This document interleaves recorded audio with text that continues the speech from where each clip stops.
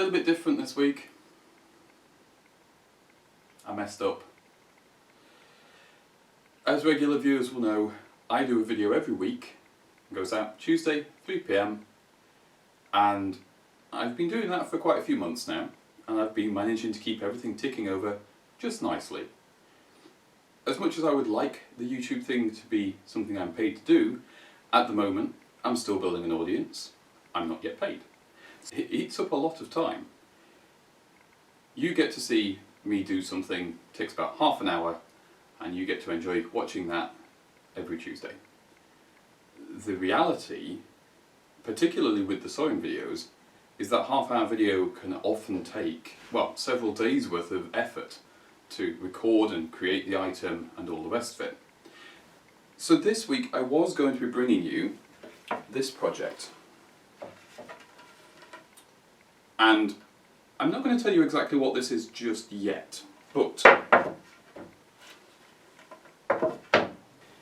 And unfortunately the tools and materials I've got weren't quite cutting it, so later today I'm off to get some better ones. And that's my other problem. These DIY and craft projects are expensive. I mean, a sewing project, I've got to go out and buy all the fabric I need, sometimes a pattern, and it adds up. And I'm making use of it, that's not the complaint, but when you're not getting paid to do it, it adds up, it gets expensive quite quickly. The things on the table here are just some of the projects I've got on. This, for example, is a 1948 Echo radio. This is destined for the Lanchester, but I need to learn everything. I have never worked on a radio like this before, or any radio for that matter, so I have to learn everything about that. This tapestry, some of you will have seen these before, they were fairly popular, was one I inherited that I've been working on. I thought, oh, that'll be nice, I'll do a quick video on that. No, I've been working on this thing for months, and it's, yeah, that's a long way off being a video yet. These are all destined to be things. The red wool, which is, it's lovely broadcloth wool, really nice. I made some lovely trousers, which are on the mannequin here. Made them, they were lovely. I made one mistake with the cutting out, then I washed them, then I realised I'd forgotten to pre-wash the wool, now they're too small. So that was a complete video gone, because I don't have the time to fix them. I basically got to start again. The other project is a very slow burner. As you can see, I now have a mannequin, which is fantastic. And yeah, I've got a red velvet coat I made a few years ago that had problems. I've learned a lot about how to put things together since making it, and I'm trying to remake it and fix the problems. And I thought, oh, this will be fairly straightforward. No, that's taking me forever. And again, I'm missing some of the materials I need, and that's going to cost me money to get together. So the money is a big obstacle.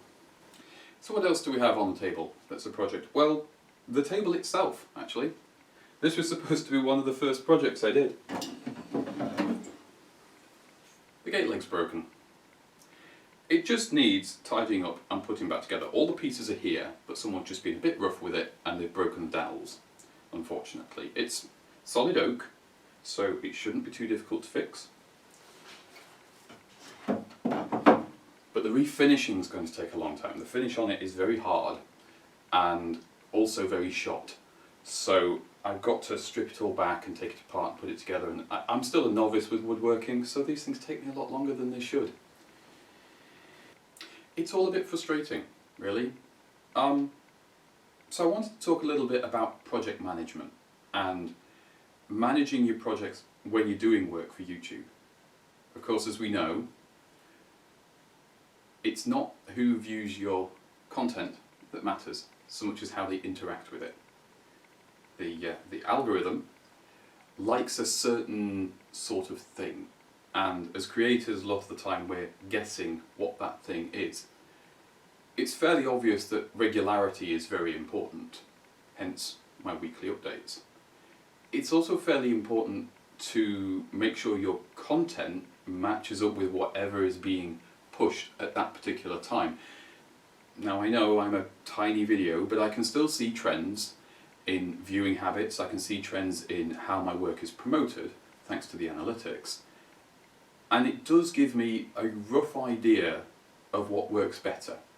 This video may well do better, not because of the content, not because you've tuned in to watch me talk to you from behind a big pile of projects, but simply because this sort of engaging with your audience sort of thing seems to get pushed a bit harder than, say, here's how you fix a window. I don't know why.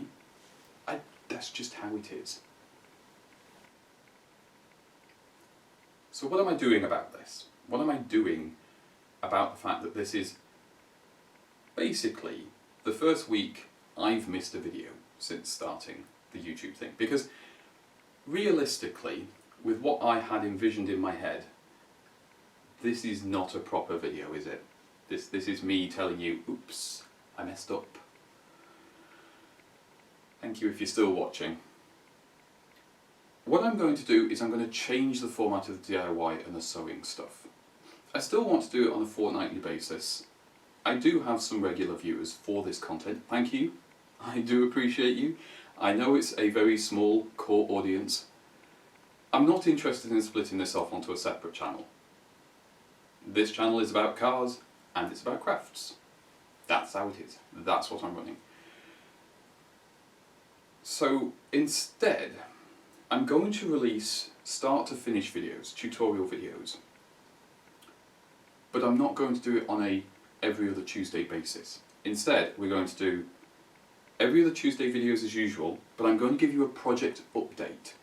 So, for example, I will be able to tell you next Tuesday's video that I've done X amount on the tapestry, I've done X amount on the pattern drafting on this project, I've got so far on what this wooden thing is down here, I haven't done anything with the table maybe, you know, I'll tell you what I've done work on and what I haven't done work on, and then when a project's finished, because I'll be recording through the whole process, I'll put that all together like my usual start to finish and tutorial videos, and I will share that. So you'll be able to see how things are progressing and be able to check in and see what I'm up to, but you'll also get those videos where if you would rather see a start to finish or a tutorial type, that will be there.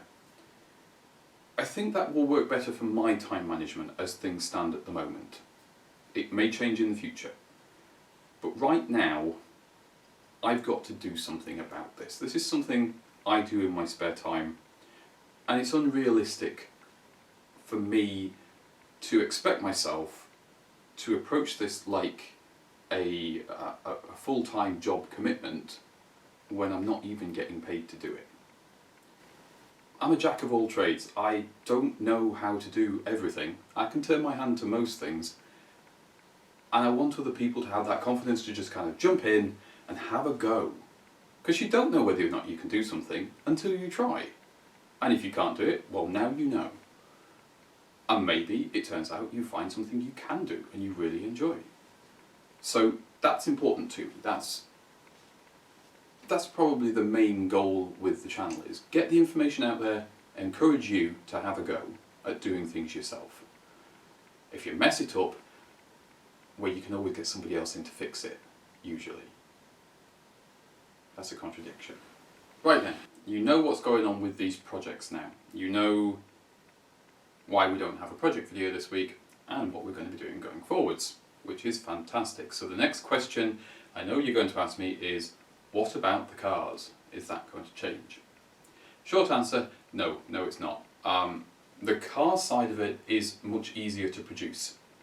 I essentially pick a job I've got to do anyway, and I take the camera out with me and I record as I do it. It makes the job 2 to 3 times longer because you've got to think about camera location and what bits you're recording and what you're emitting and that sort of thing. So it does slow you down when you're doing a job, but that allows me to create the content and do the work on the cars that's needed, so I get both things done at once, which is really a very good use of my time.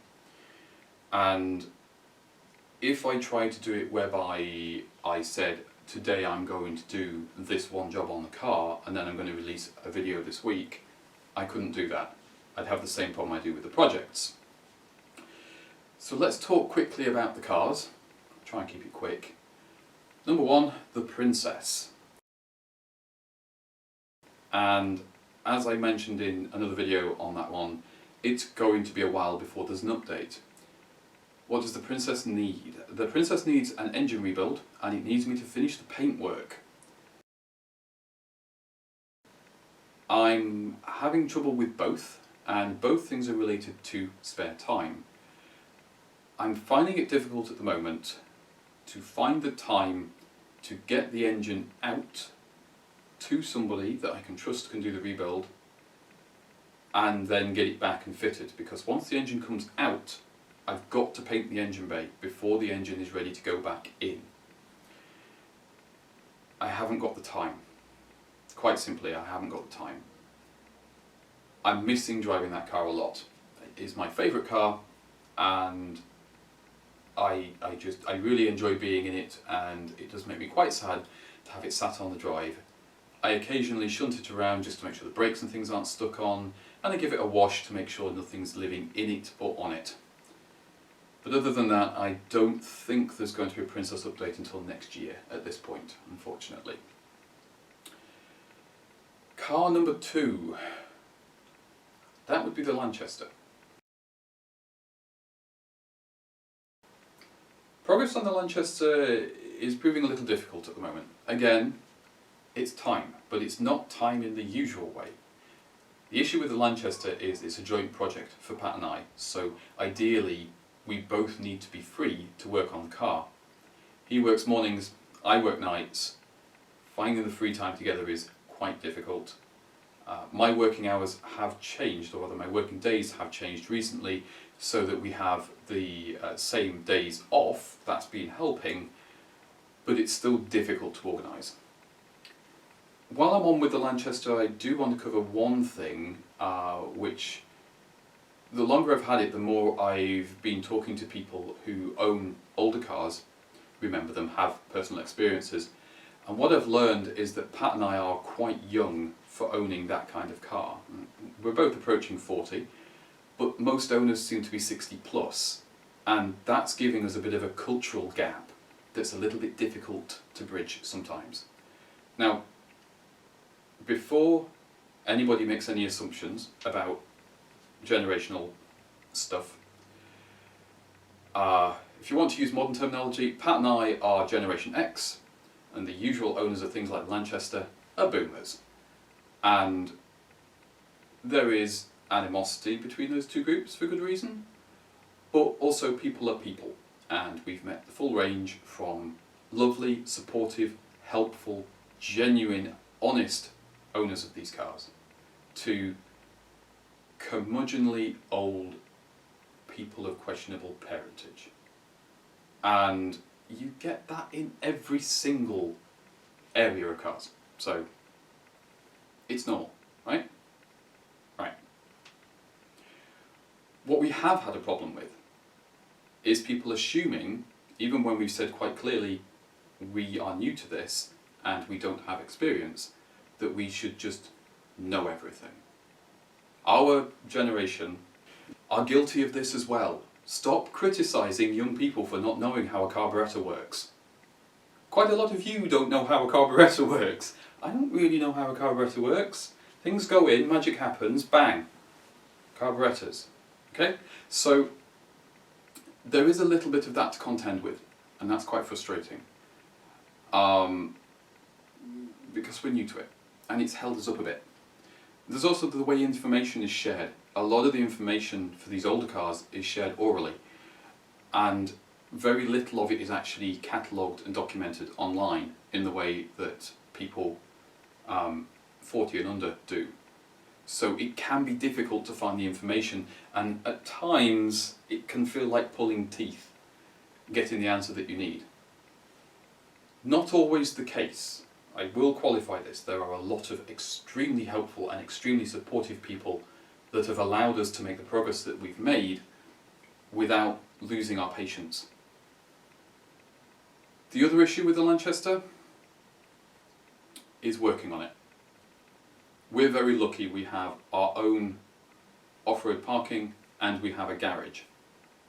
If you don't have a garage, you cannot work on one of these cars. And I wouldn't normally make a statement like that about working on cars, because I've pretty much always been the sort of person to work on a car on the street or on the drive, because that's what I've had to do.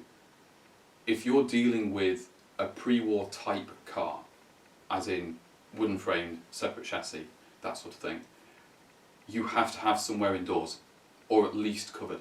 You cannot keep it outside in all elements, because it will just disintegrate. They're surprisingly fragile, and that's going to stop a lot of younger people getting them. A lot of younger people do not have the luxury of a garage, a parking space, their own house. And I think the older generation sometimes forgets that. And I think that's worth bearing in mind, that that is one of the biggest obstacles to older car ownership, is younger people simply do not have the resources to keep them safe. It's almost like owning a horse, except you don't have to get up with the sparrows and you don't have to shovel quite so much poop.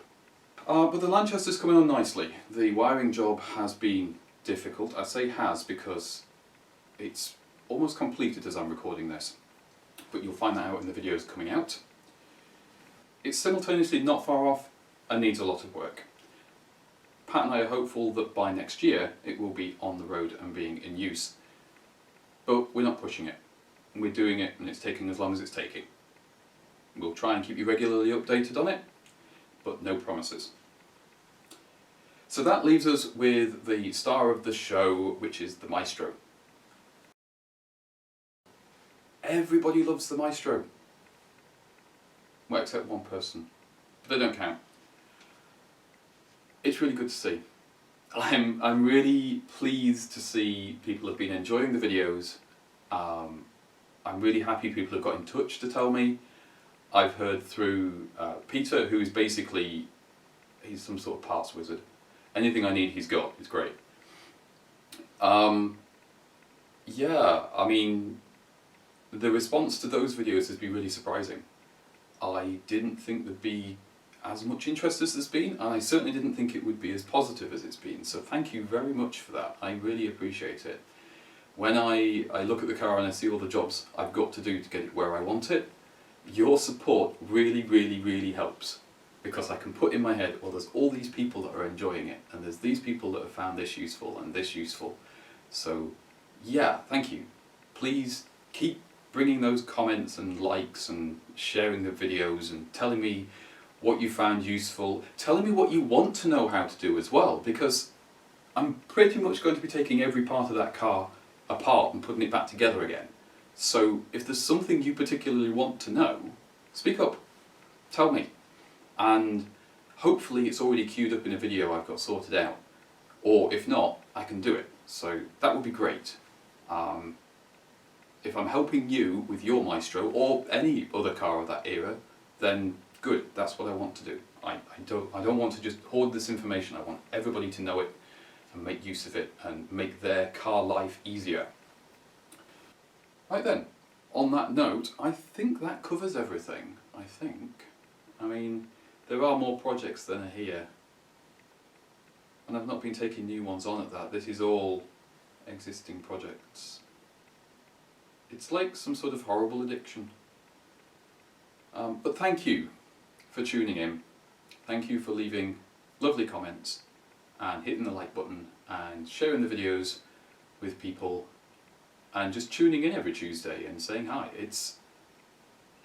It keeps me going, and if I'm helping you to do things and have the motivation to get out there and do something, then even better, because that's what I want to see. I want to see everybody just having a go at creative things that they didn't have the confidence to do.